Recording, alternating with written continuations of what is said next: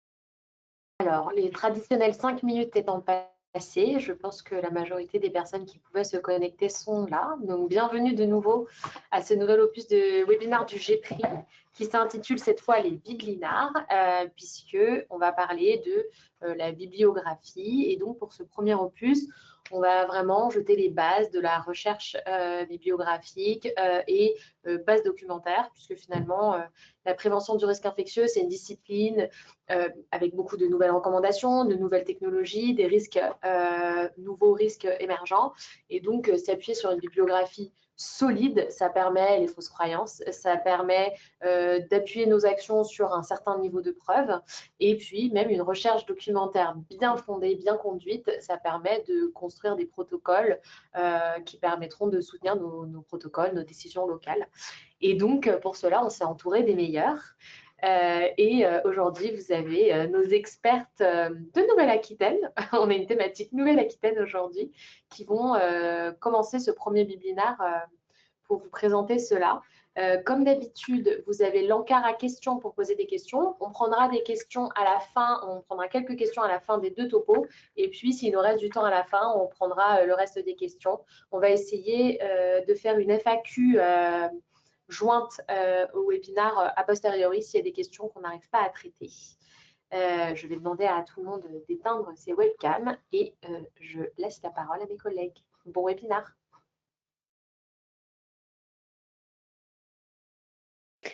Bonjour à tous. On va commencer du coup avec Anne-Gaëlle Venier et Emmanuel Réraud de la mission nationale Matisse du CPS Nouvelle-Aquitaine. Alors. Merci beaucoup et merci de nous avoir invités. Donc, moi, je suis Anne-Gaëlle. Emmanuel Réraud. Et donc, on va vous commencer. On a le plaisir de commencer ce premier biblinar avec vous. Alors, on va partager notre écran. C'est en cours. Ça mouline. Vous nous dites quand c'est bon.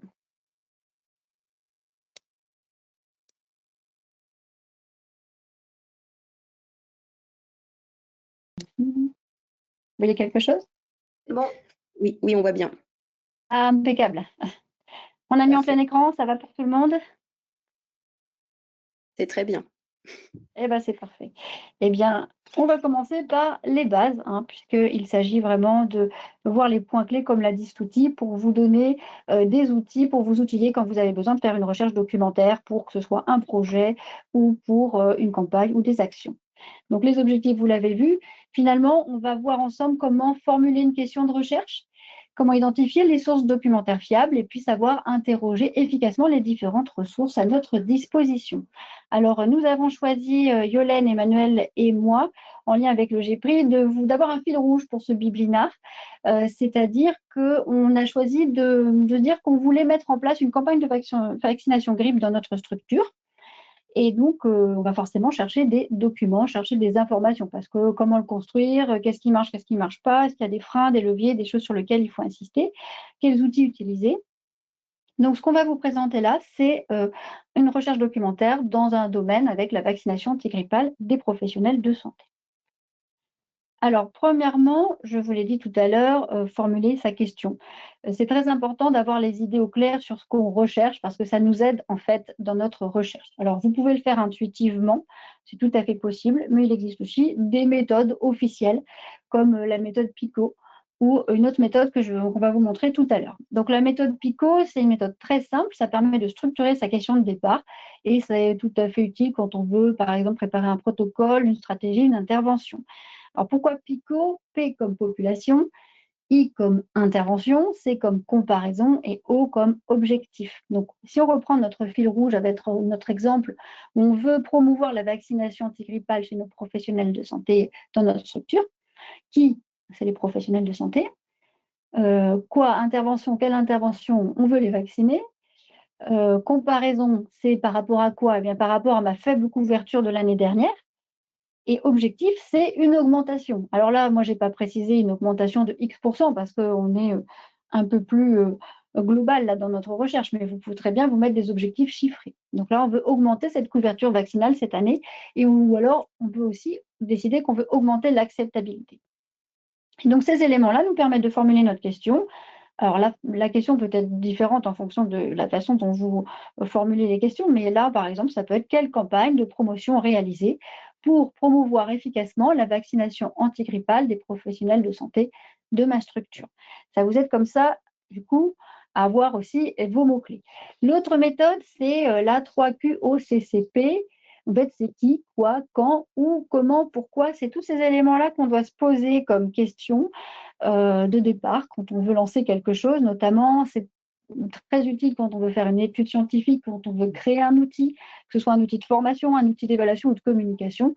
Donc là aussi, c'est un modèle qu'on peut utiliser si besoin. Donc là, on a quand même défini notre question. Et maintenant, on va définir les mots-clés. Les mots-clés précis, ça, c'est nécessaire dans une recherche parce que vous faites face à des moteurs de recherche qui sont des robots. Donc, si vous ne leur mettez pas les bons mots-clés, ben, ils ne vont pas vous diriger vers le document qui vous intéresse.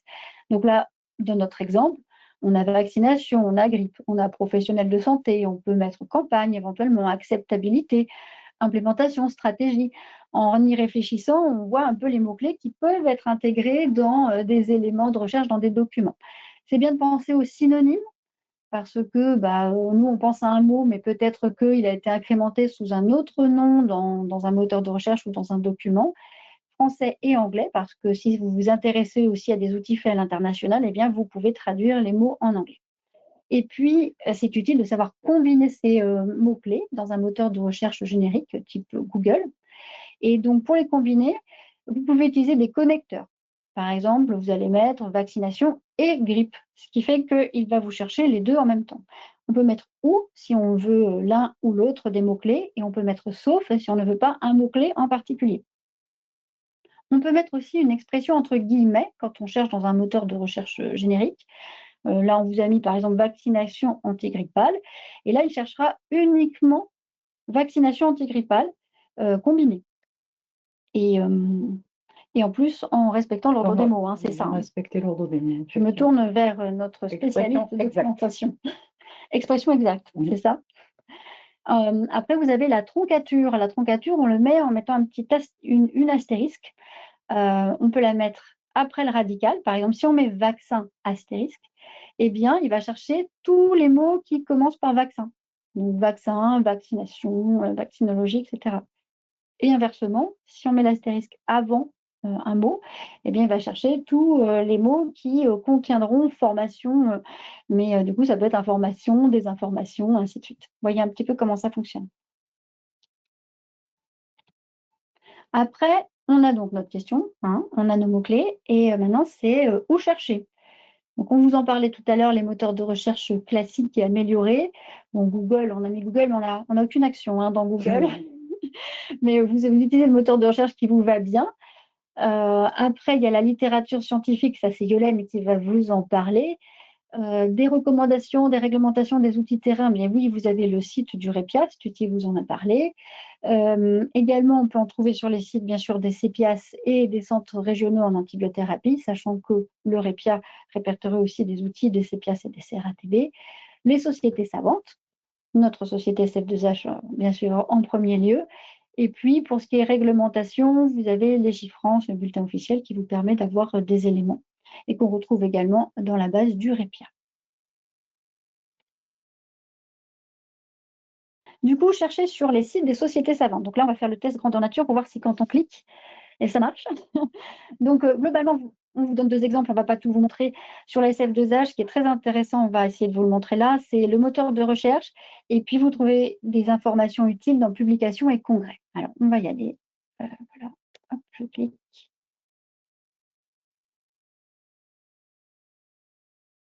Vous allez me dire si ça fonctionne, si on voit bien, on est bien passé sur le site internet de la SF2H. Oui. Impeccable, merci beaucoup. Donc, ce que je vous disais, c'est que dans publication, vous pouvez trouver un certain nombre d'informations. Dans Congrès également, je ne vais pas vous le montrer en détail, mais on peut accéder au format, au résumé, au diaporama, et donc vous pouvez faire une recherche pour trouver des informations. Et là, ce qu'on a décidé avec Emmanuel de vous montrer, c'est là, le moteur de recherche. On clique, par exemple là, on tape vaccination. Et ce moteur de recherche fonctionne avec de l'intelligence artificielle qui va chercher dans toutes les pages du site. Et donc là, en fait, il vous a mis la liste des pages dans lesquelles on trouvait vaccination. Donc après, on peut chercher en fonction de ses besoins. Voilà. Je ferme. Oh, voilà. On retourne sur le diaporama. Je pense qu'on est revenu. Sur infectiologie.com, là, c'est pareil, on ne va pas vous faire la démonstration, mais on va aller chercher plutôt dans recommandations ou groupes de travail, parce qu'il y a des groupes de travail qui peuvent nous intéresser. En l'occurrence, dans notre exemple fil rouge, il y a un groupe de travail vaccination, donc vous pouvez trouver des documents. Alors, du coup, ça, c'est des copies d'écran qu'on avait faites au cas où on avait un problème technique. Et surtout, si vous reprenez le diaporama après, bah, au moins, vous aurez les copies d'écran. Sinon, ça va être un petit peu fade si vous reprenez le diaporama sans copie d'écran. Donc, on vous l'a dit, incontournable, c'est quand même préventioninfection.fr dans notre domaine, puisque c'est quand même une base qui est dédiée à la prévention des infections et de l'antibiorésistance. Donc, vraiment, ça recueille des informations disponibles sur d'autres sites pour les centraliser et permettre comme ça une recherche simplifiée. Donc, sur le site, on va passer un petit temps pour vous expliquer tout ça. Il y a des endroits dans le site professionnels de santé, ressources et liens utiles qui sont intéressants à connaître, sachant que pour ceux que ça intéresse, il y aura un webinaire en décembre sur l'utilisation du site pour vraiment bien le comprendre et bien le connaître. Et puis, bien entendu, qui dit recherche documentaire dit base documentaire. Donc, sans vous être connecté, parce que vous pouvez vous créer un compte. D'ailleurs, on a combien de personnes qui sont connectées, qui ont un compte sur notre base 1000 à ce jour. 1000 aujourd'hui, anniversaire. Donc, on a 1000 personnes qui ont un compte dans la base documentaire, mais sans compte, vous pouvez déjà faire de la recherche générique, c'est ce qu'on va vous montrer. Vous tapez vos mots-clés et vous voyez vos filtres. Vous pouvez rechercher par document. Donc, par document, ça veut dire que vous avez déjà une idée précise du type de document que vous cherchez. On peut faire une recherche avancée. Ça, c'est pour ceux, vraiment les experts, qui savent exactement quel document ils veulent. Ils savent très bien à peu près de quelle année il est, de quel émetteur il est. Ils savent peut-être même son titre. Donc ça, c'est vraiment la recherche avancée. Et puis la recherche multicritère, on va dire que c'est pour qui? Pour les explorateurs. Pour notre cas, précisément. Pourquoi? Dans la situation actuelle, précisément. C'est ça, notre situation actuelle. On est en exploratoire, on ne sait pas trop ce qu'on va trouver. Et bien là, ça permet d'affiner la recherche avec des critères supplémentaires. Et si vous êtes connecté, vous pourrez sauvegarder un certain nombre de vos recherches, donc les retrouver quand vous revenez sur le site. Donc ça, c'est quand même assez intéressant. Tout le détail vous sera dit dans un webinaire le 25 novembre dédié à cette base documentaire. Et vous pouvez ici échanger sur le forum professionnel avec vos pairs. Donc, si vous voulez échanger des trucs et astuces ou des documents qu'on ne pourrait pas trouver forcément en ligne, des documents un peu internes ou autres, eh bien ça, c'est possible. Donc maintenant, action, réaction, on va sur le site.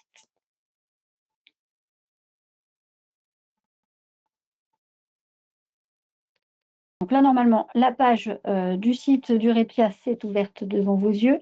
Donc, on vous disait que sur ce site, dans Professionnels de santé, vous avez plusieurs rubriques thématiques qui correspondent aux différents thèmes d'action des missions nationales du REPIA et notamment vaccination. Il y a une page dédiée. Également, ressources. Je vois que ça mouline un petit peu ma page, tout va bien. Abibé, tu checkes, c'est bon pour nous? Oui, ça fonctionne. Je te remercie. Comme j'avais un doute et que je voyais ma page moulinait, je voulais être sûre que tout fonctionnait bien pour ne pas aller trop vite. Merci beaucoup. Côté ressources, vous pouvez trouver un certain nombre d'éléments, avec notamment des éléments d'épidémiologie. On vous parlait de liens utiles. Vous voyez cette petite chose là sur la droite? Ça doit avoir un nom. Un picto. Un picto, merci Emmanuel. Et bien sur ce picto, vous trouvez différents liens utiles et notamment, vous pouvez trouver des liens vers les CEPIAS, les CERAT. Ensuite, chose importante, l'espace documentaire, on va cliquer dessus. Et donc, mise en pratique, on vous dit qu'on parle de vaccination grippe. Donc, si vous tapez dans le moteur de recherche générique vaccination, on peut vous proposer des éléments. On recherche, je suis en non connecté. On l'a.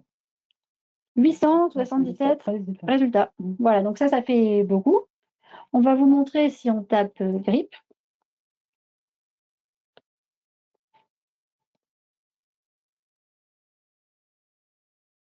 « 458.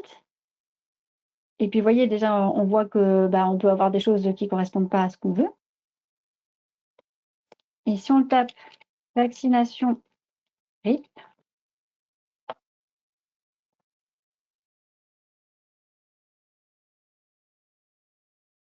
c'est déjà mieux, pas vrai? Donc là, vraiment, on est sur quelque chose d'un peu mieux. C'est pour vous montrer là, ce dont on a parlé tout à l'heure sur la gestion des mots-clés.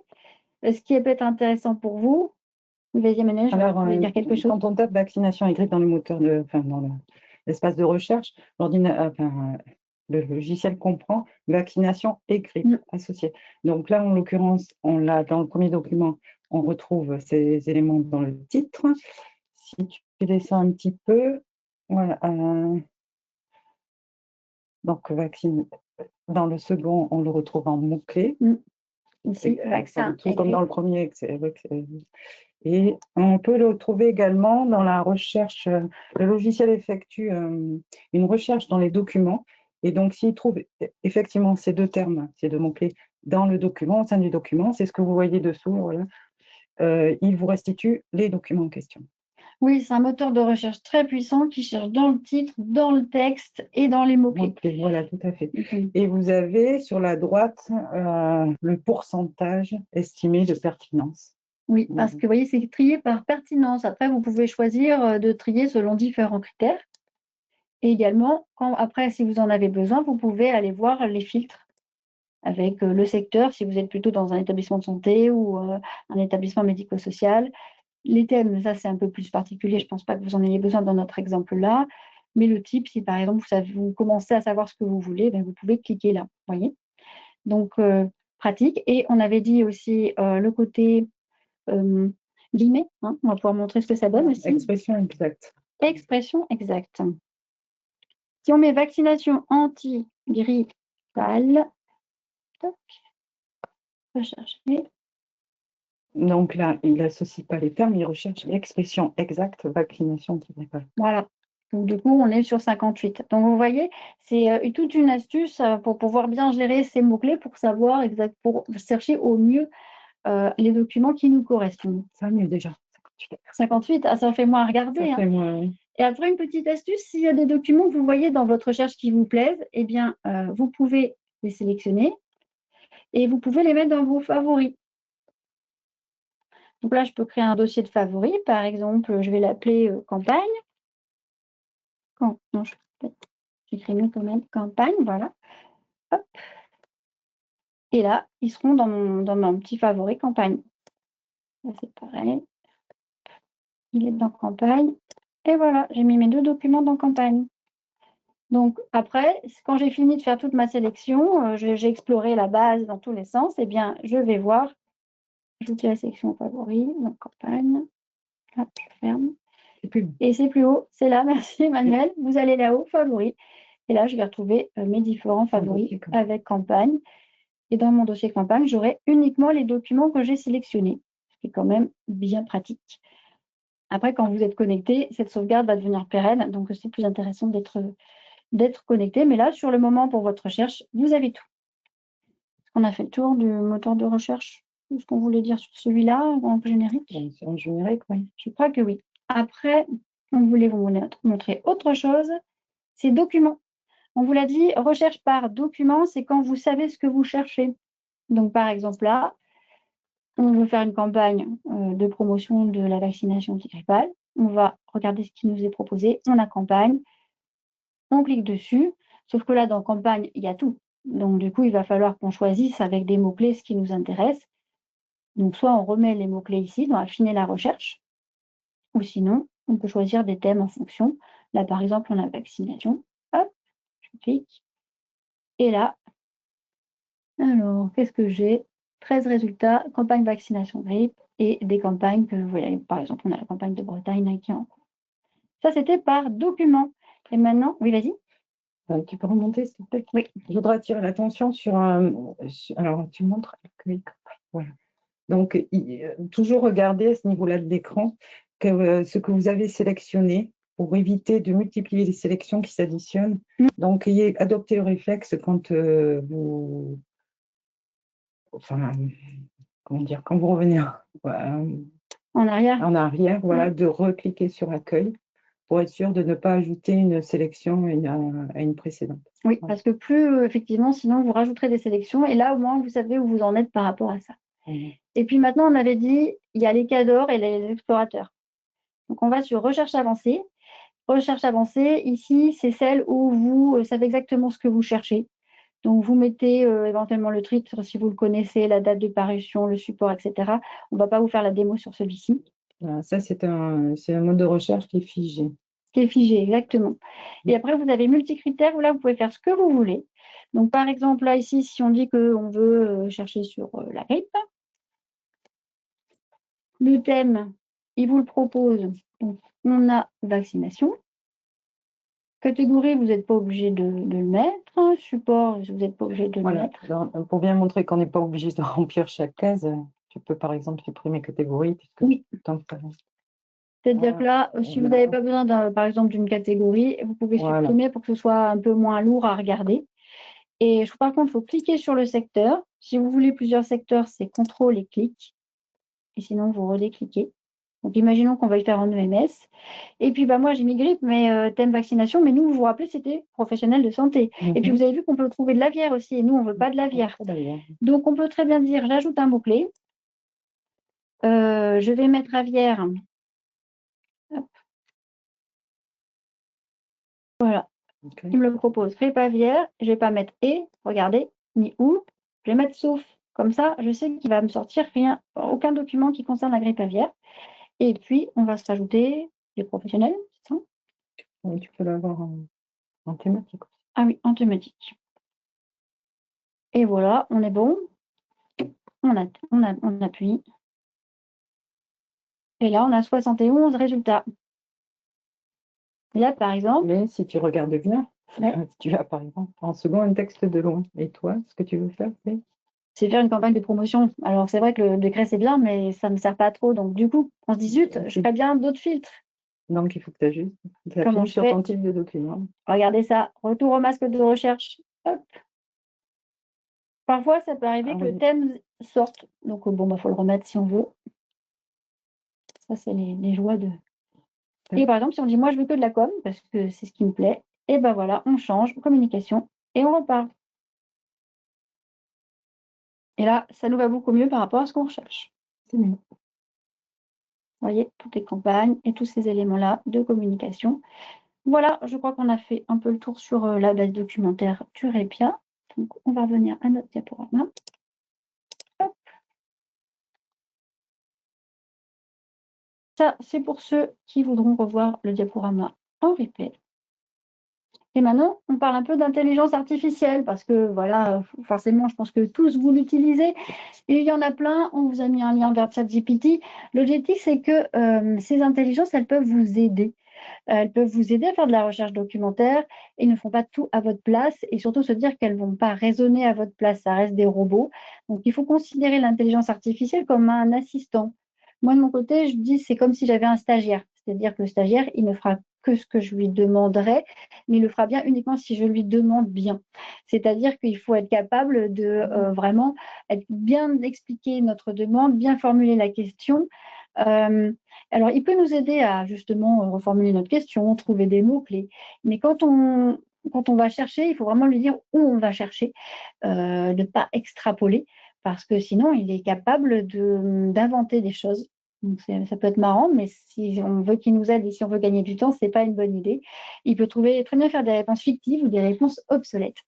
Donc, vraiment, ChatGPT ou les autres intelligences artificielles peuvent nous aider à générer nos questions, à nous aider à faire un plan d'action ou chercher des ressources et des résumés. Ce qu'il faut, c'est vraiment écrire un prompt. Vous savez, le prompt, c'est la question, la façon dont on borne la demande. Et vérifier toujours systématiquement, ça par contre, vérifier toutes les références qu'ils vous donnent, tous les liens qu'ils vous donnent, parce qu'on n'est pas à l'abri d'une erreur. Mais franchement, on gagne beaucoup de temps avec l'intelligence artificielle dans la recherche documentaire. Et puis, je vous l'ai dit, il faut absolument dire à notre intelligence artificielle où chercher et ce qu'on veut comme ressource. Et c'est l'essor maintenant, c'est nouveau, c'est des GPT déjà paramétrés. On commence à en voir et le CEPIAS Nouvelle-Aquitaine vient de mettre à disposition sur son site des GPT. Il y en a 3. Un GPT pour le secteur médico-social, un GPT plutôt généraliste qui, lui, va chercher sur le site du REPIA et de ses partenaires, et un GPT grand public parents prévention. Donc, on ne va pas vous les présenter là parce qu'on c'est un tout petit peu en dehors de la recherche documentaire, mais n'hésitez pas à les voir parce que ça vous permet de trouver des protocoles, de comparer vos protocoles, d'aller chercher des documents, de simplifier, d'analyser des documents. Et donc, je pense que des GPT documentaires, on va en voir arriver. Et c'est un vrai gain de temps pour tout le monde. Et c'est en mode test, c'est ça? Oui, tu as raison. C'est vrai que c'est bien de vous le dire. C'est en mode test en ce moment sur le site. Et donc, ceux qui les testent, à la fin, on vous demandera de l'évaluer. Donc, pour nous, au CEPIAS Nouvelle-Aquitaine, c'est très utile. En résumé, pour cette première base de Biblinar, formuler une question claire, c'est très important. Utilisez les bons mots-clés, combinez-les entre eux. Soyez toujours critique sur les ressources que vous avez et que vous, au moment de ces recherches documentaires. Et puis après, vous sélectionnez les résultats qui vous intéressent pour la mise en œuvre de vos actions. On en a fini. Merci beaucoup. Merci beaucoup Anne-Gaëlle, merci beaucoup Emmanuel. Alors, on va passer voir un petit peu pour les questions.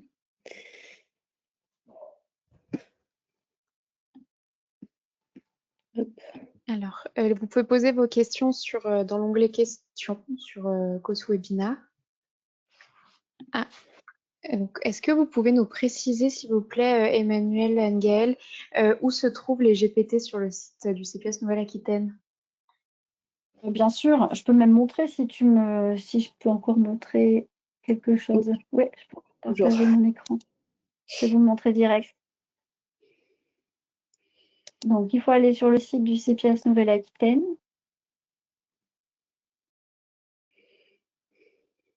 Et après, vous descendez, Oui.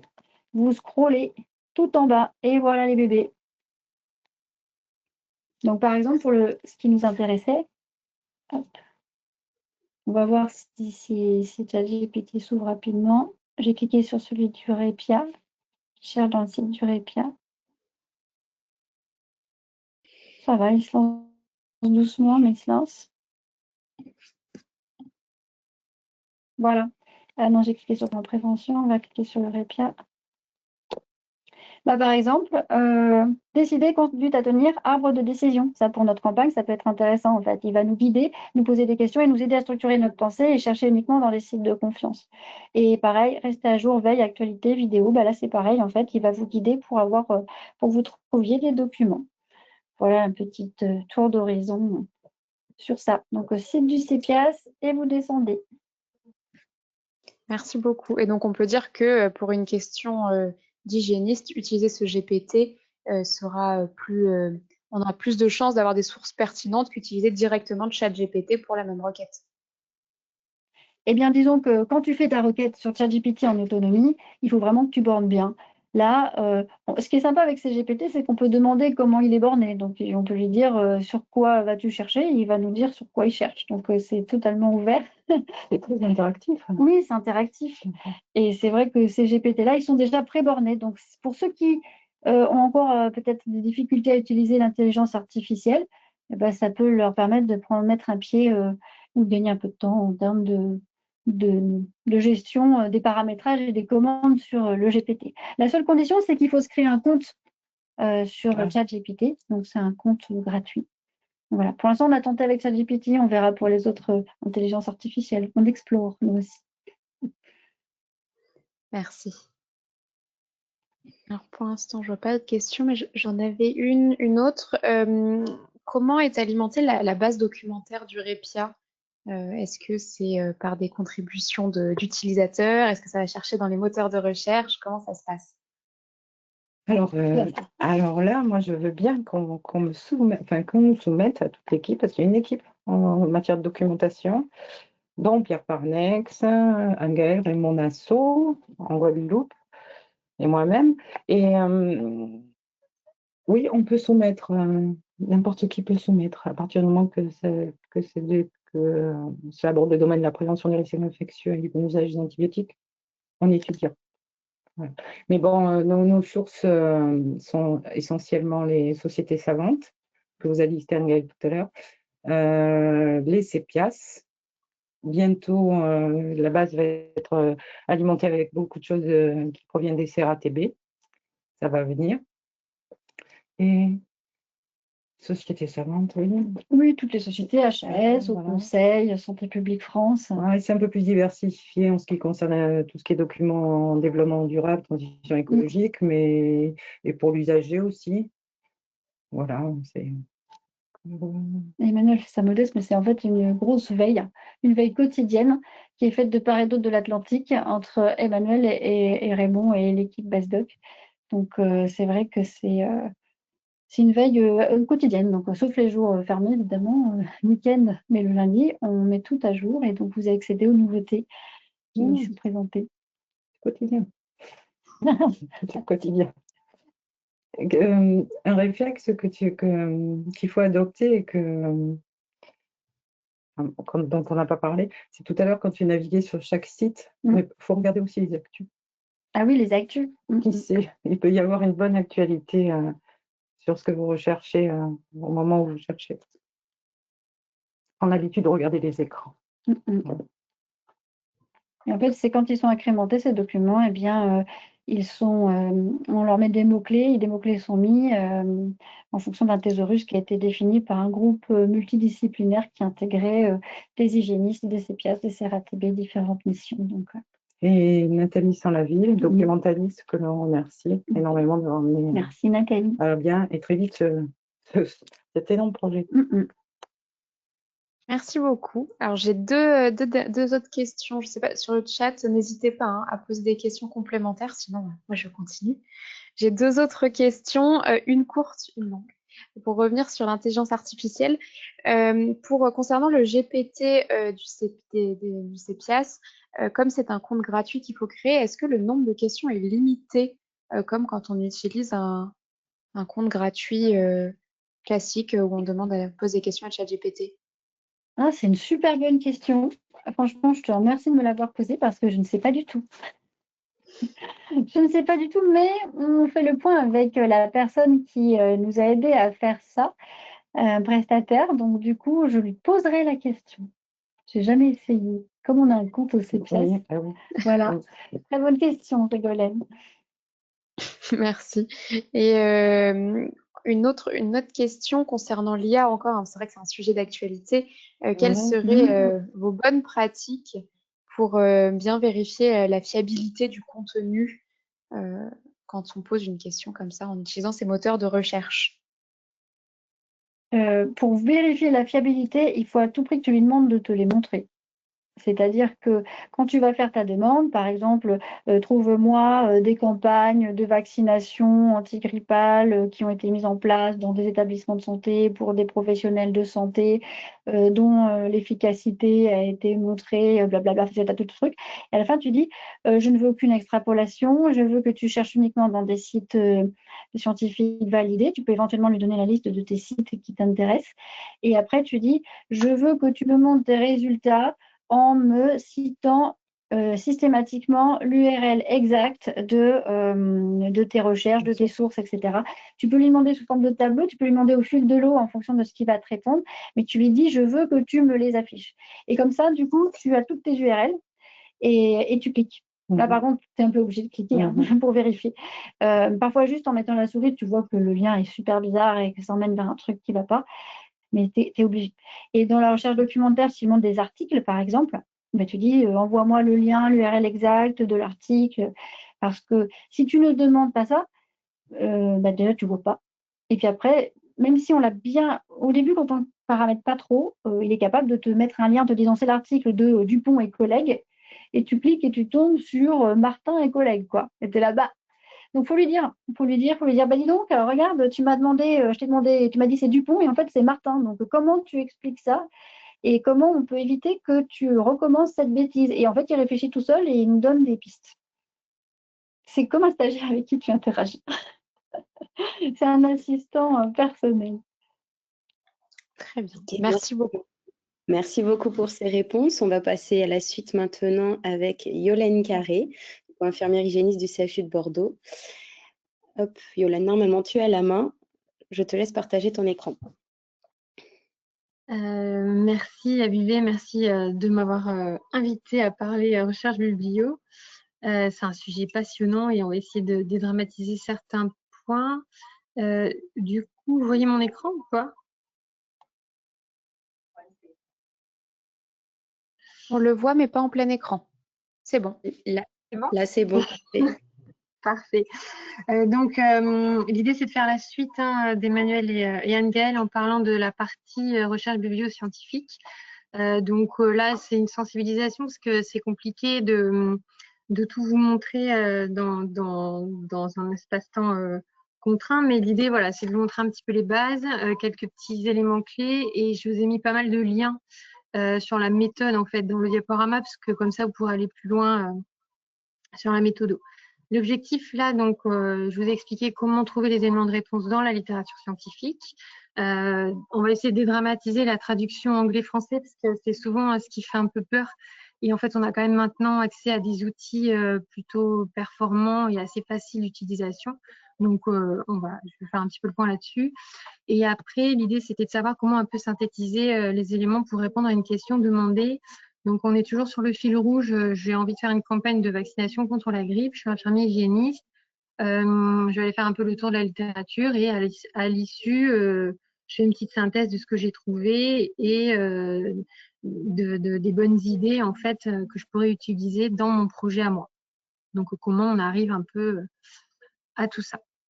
Donc, la revue de la littérature, il y a revue de la littérature et les revues de la littérature. Je vous ai fait une petite frise avec des jolies couleurs, j'espère. Et en fait, plus on monte dans la frise, plus c'est rigoureux, plus c'est exhaustif, mais plus ça prend du temps.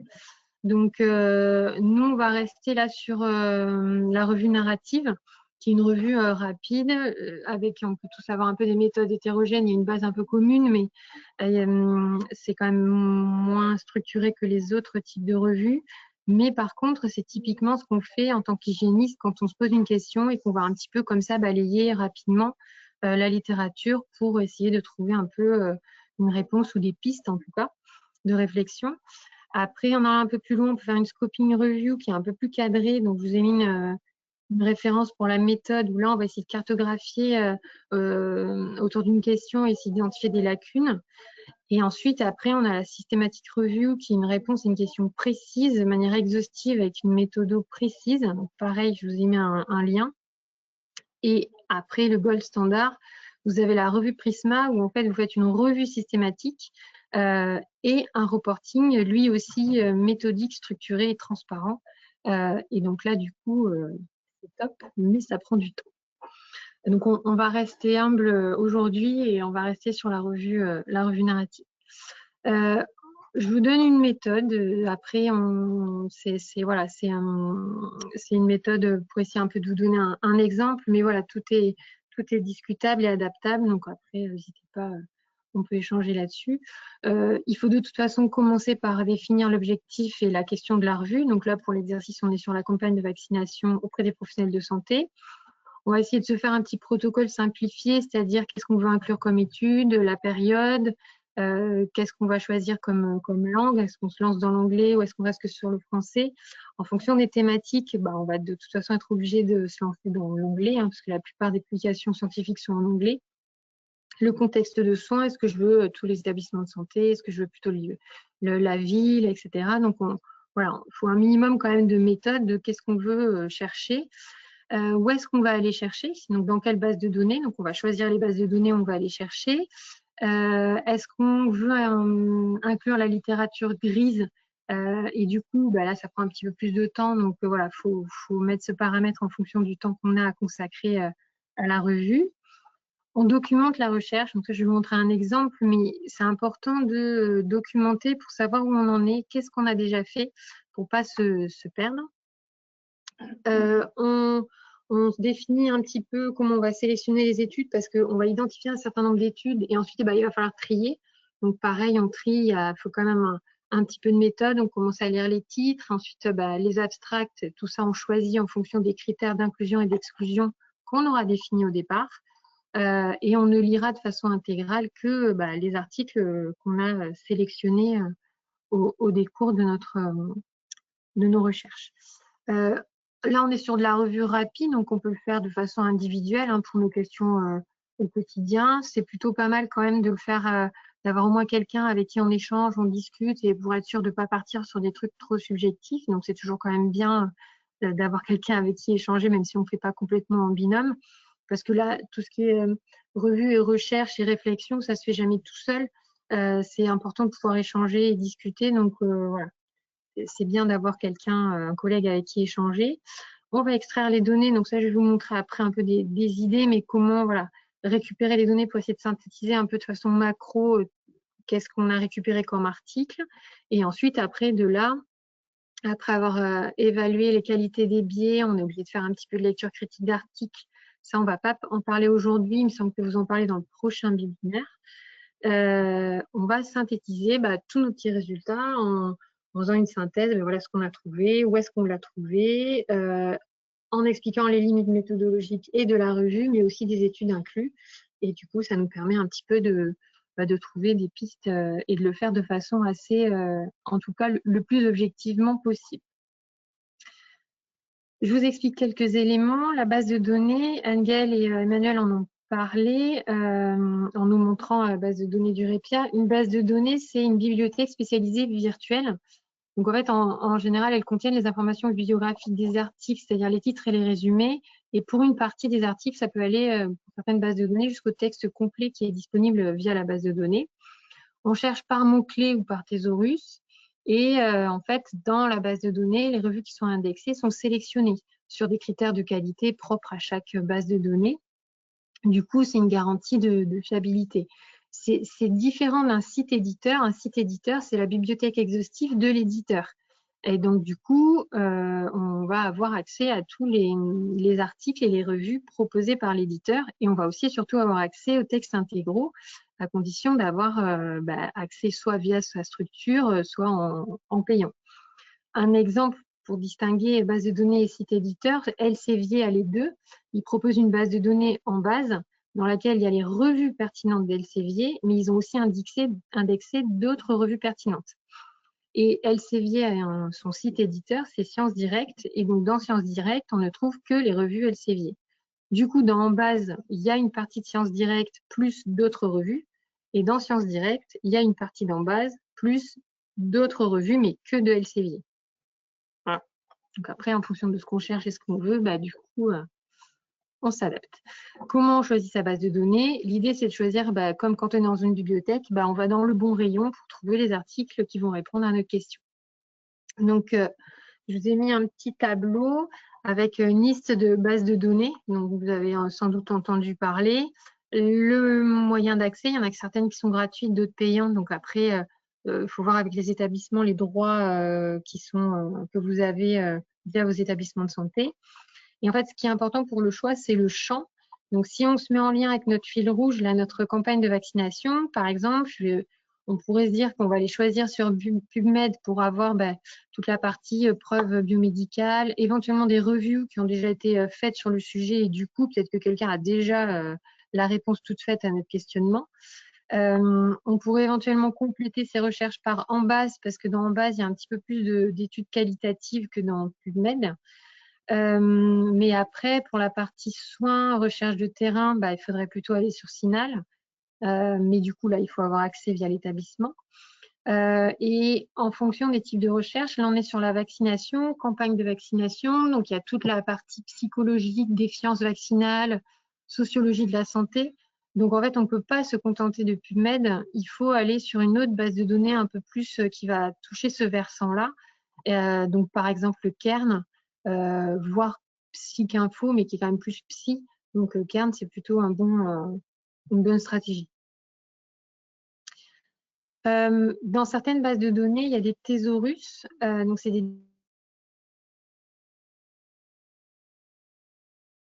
un trait pour En base, par exemple. Il faut faire attention parce que des fois, on se dit on va chercher avec le MESH parce que comme ça, on a vraiment les articles qui sont sur la thématique et ça a été classé comme ça. Mais il y a un délai en fait d'indexation. Donc, quand vous êtes sur un sujet qui est très publié et très récent, et du coup, en passant que par les MESH, vous risquez rater certains articles. Donc, des fois, c'est intéressant de faire MESH et mots-clés. On va s'amuser sur les bases après, donc vous verrez la différence. Ce que je vous disais tout à l'heure, il faut documenter sa recherche. En fait, l'idée, c'est de ne pas refaire et refaire les mêmes équations, parce que souvent, on commence à faire notre petite review, on est interrompu, on a notre travail de terrain, etc. Du coup, on ne le fait jamais d'une seule traite.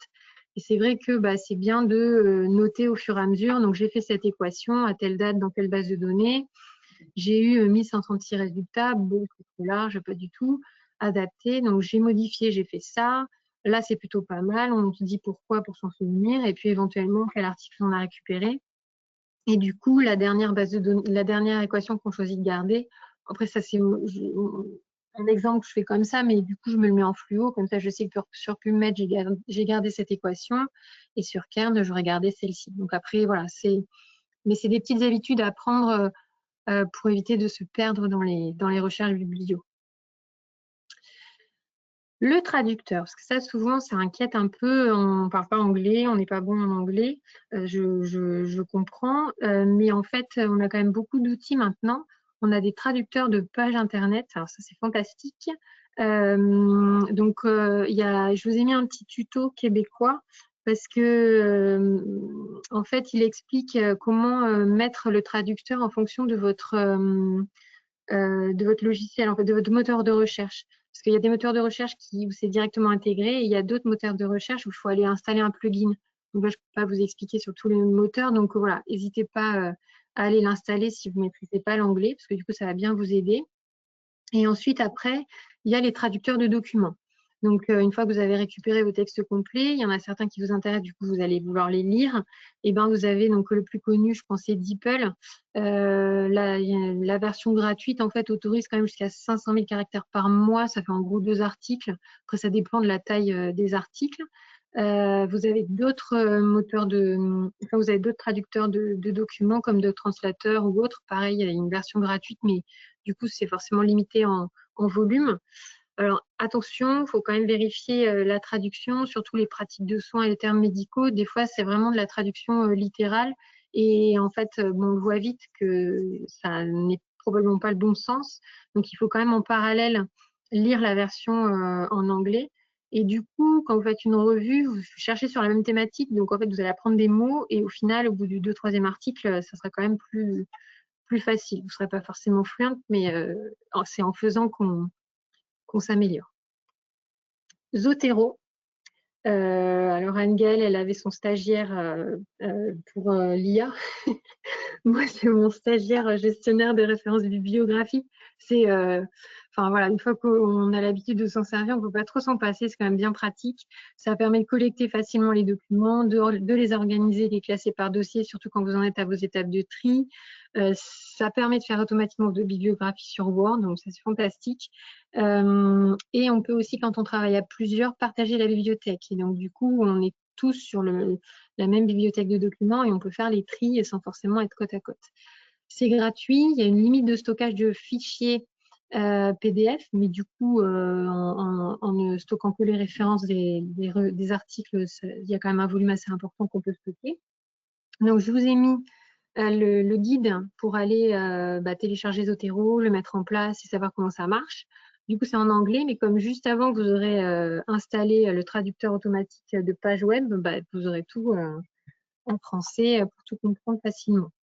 Il y a d'autres logiciels, alors je ne les connais pas, je vous les ai cités, mais voilà, vous pouvez aller voir pareil sur Internet ces autres logiciels, peut-être qu'ils vous conviendront mieux, mais je ne les connais pas, donc je ne peux pas vous en parler.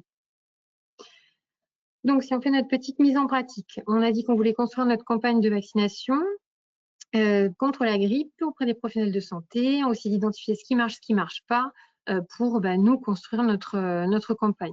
Donc, on a notre petit picot, comme vous présentez Anne-Gaëlle et Emmanuel, avec certains mots-clés et on va essayer d'aller voir dans les bases de données.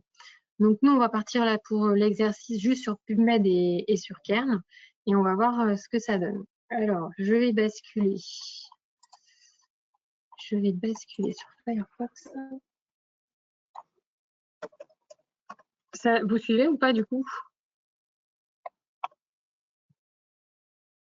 Oui, oui, oui, super, merci. J'ai eu un moment de doute.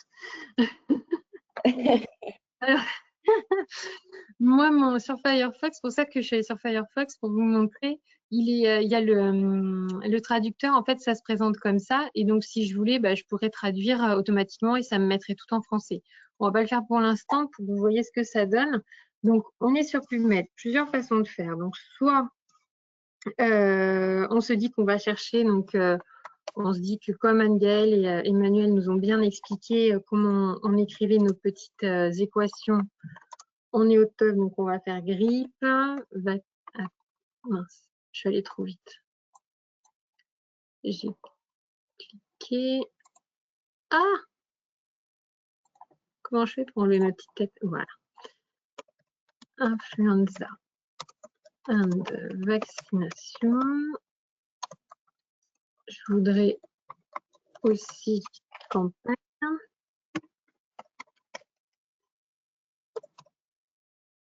Et je voudrais juste auprès des soignants, donc pareil, pour avoir l'expression exacte, j'ai tout bien compris, donc je vais écrire ça comme ça, les soignants. Alors, on est obligé d'interroger PubMed en anglais, même si la page est traduite en français. Je lui dis de chercher. Et j'arrive à 19 résultats. Ça ne fait pas beaucoup. Pour un sujet comme ça, je peux me dire que peut-être que je ne suis pas encore au top pour écrire mon équation de recherche. Et donc, en fait, là, j'ai Advanced. Ça correspond un petit peu à ce que vous avez vu tout à l'heure sur le REPIA, mais ça permet d'écrire, en fait, correctement les équations de recherche quand on ne maîtrise pas trop. Et donc, du coup, je vais mettre la même chose. Influenza, donc je lui dis de me l'ajouter. Et ensuite, avec le connecteur et, je voudrais qu'il me rajoute vaccination. Je voudrais qu'il me rajoute campagne.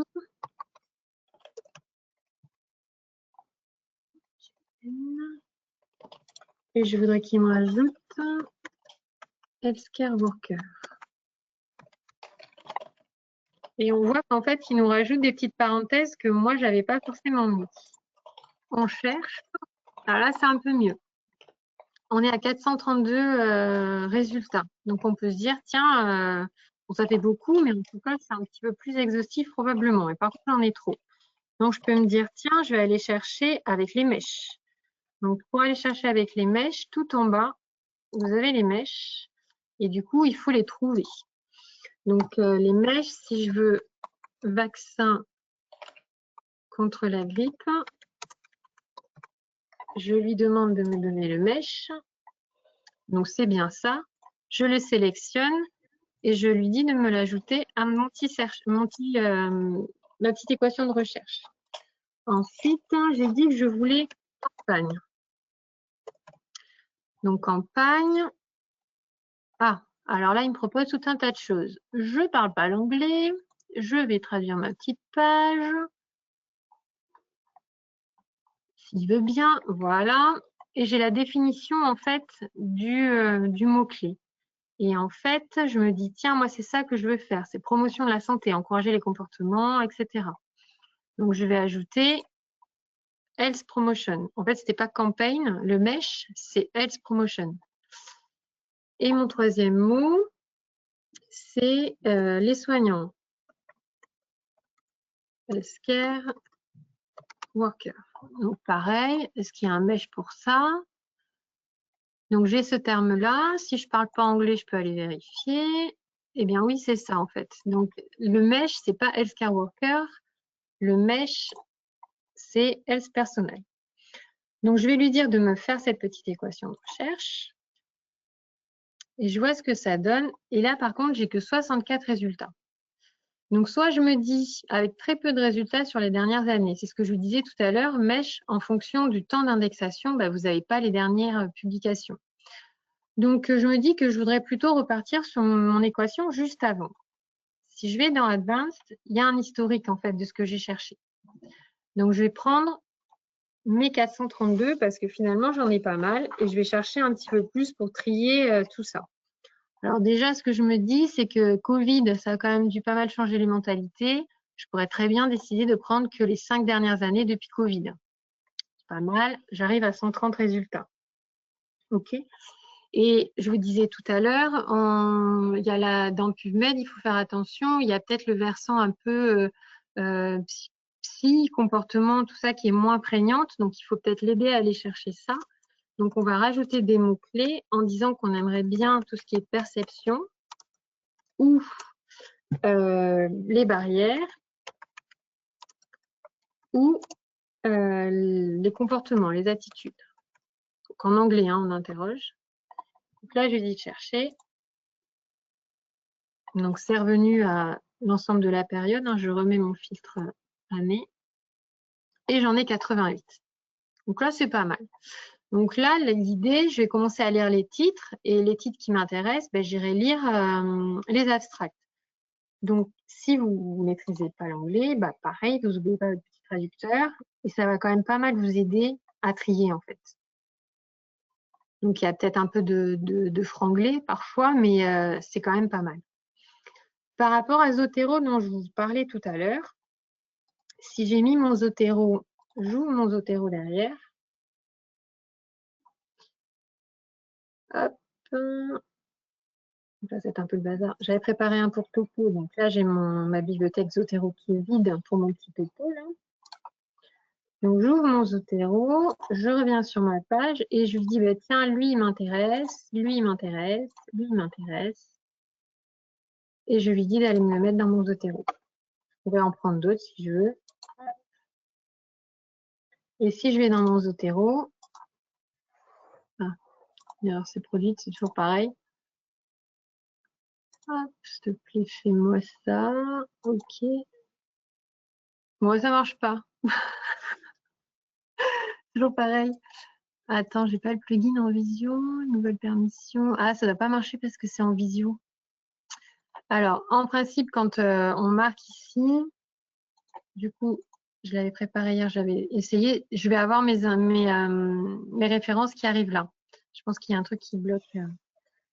Donc, j'arrive, donc je sélectionne mes petites références. Et ensuite, après, bah, je pourrais aller lire, regarder et choisir et affiner ma sélection. Donc là, je vous ai montré sur PubMed la recherche comme ça classique, la recherche avancée, et après, si vous avez besoin, la recherche avec le mesh. OK. On s'est dit aussi qu'on irait voir sur Kern pour voir le côté un peu comportement. Donc là, on va partir sur Kern. Donc Kern, il faut sélectionner, il y a 3 domaines. Il y a sciences humaines, sciences techniques et droit et administration. Donc nous, on va rester sur sciences humaines. Et en fait, bah, c'est pareil. Hein. Donc vous allez mettre vos mots, donc campagne. Donc comme disait Emmanuel tout à l'heure, si je mets rien, il va considérer que c'est des « et ». Donc je vais mettre grippe ou antigrippal, comme vous voulez.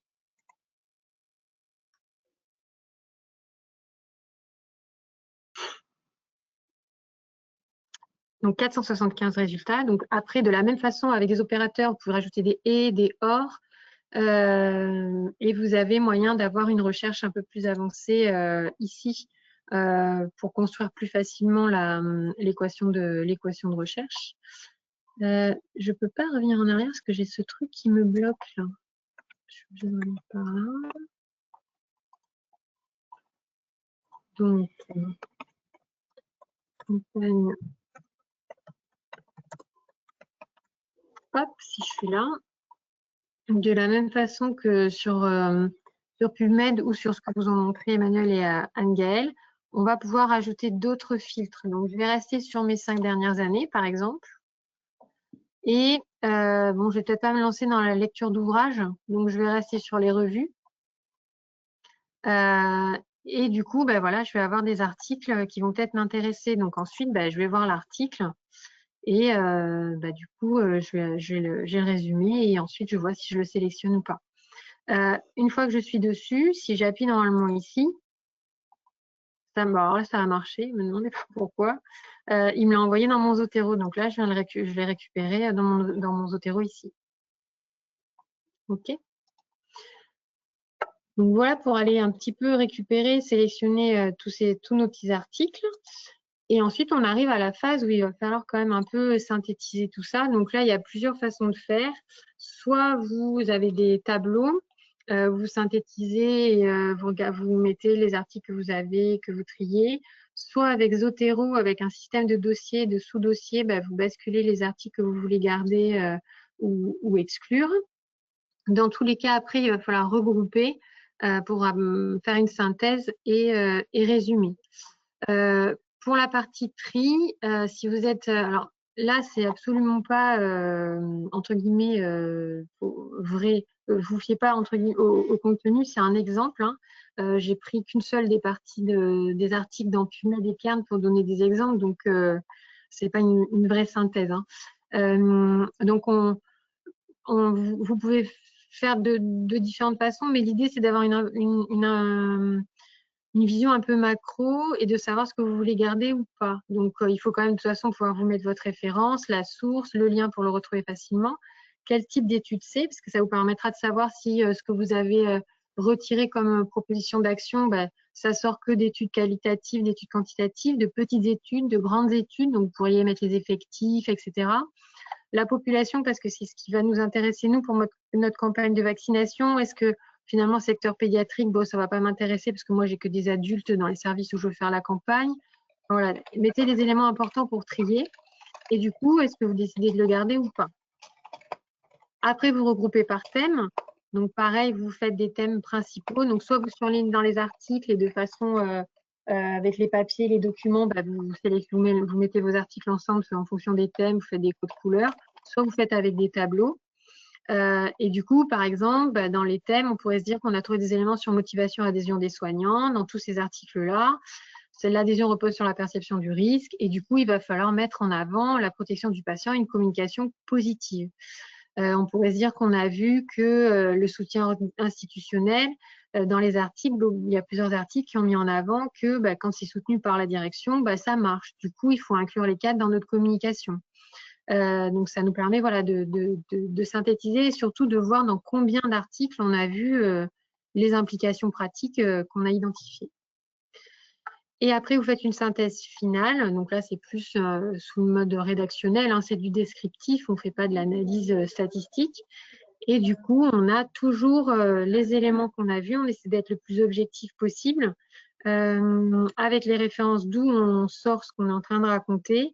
Et de façon subjective, par contre, nous, qu'est-ce qu'on décide d'en faire? Donc là, par exemple, il faudrait mettre un plan d'action institutionnel annuel, par exemple, parce qu'on a bien identifié que quand il y a plusieurs canaux, quand c'est plutôt en avant la protection du patient, ça marche. Il faut que ce soit de courte durée, reproduit chaque année.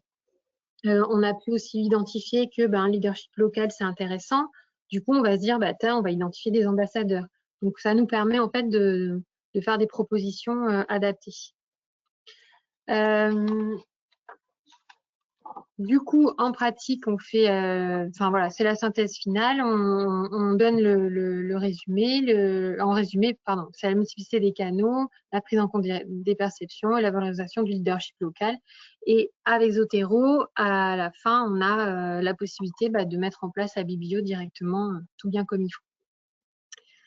Voilà, je conclus. Désolée, j'ai un peu débordé, mais du coup, il y a tellement de trucs à dire que c'est compliqué de synthétiser. La revue narrative, c'est un outil indispensable pour notre discipline. Au début, c'est un peu laborieux, c'est normal. Plus vous allez le faire, plus ce sera facile. Il y a beaucoup d'outils, de tutos, il y a les collègues. La traduction, c'est pas insurmontable parce qu'on a beaucoup d'outils, mais il faut quand même de la formation à la LCA, de la formation à la revue, et il y a énormément de formations en ligne ou en présentiel qui sont à votre disposition pour vous former. Voilà. Désolée d'avoir débordé. Merci beaucoup, Yolène. Merci beaucoup, Yolène.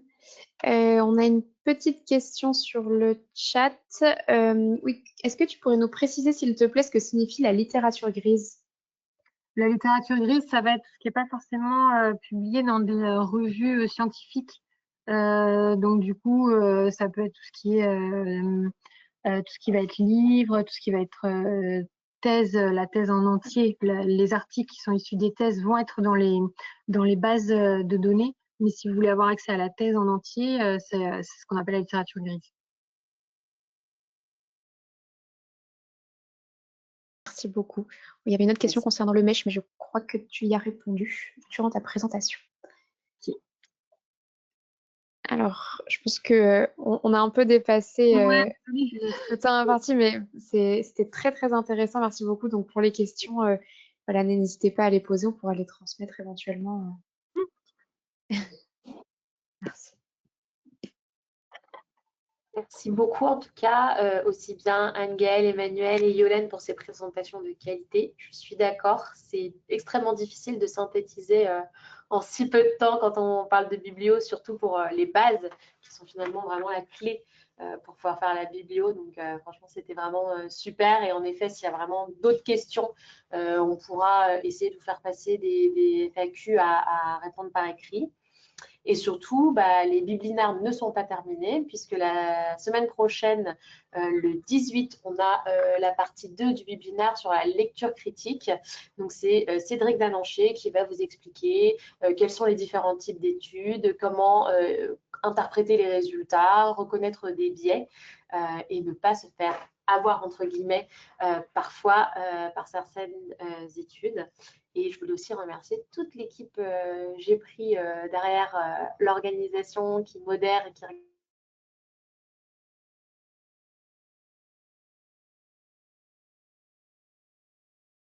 On a perdu Stiti.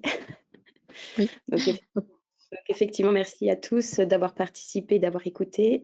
Comme précisé dans le chat, les replays seront disponibles pendant 3 mois pour les adhérents de la SF2H et par la suite disponibles sur YouTube pour tous les autres. Voilà. Merci encore et puis on vous dit à la semaine prochaine. Merci, j'ai pris. Au revoir. Au revoir.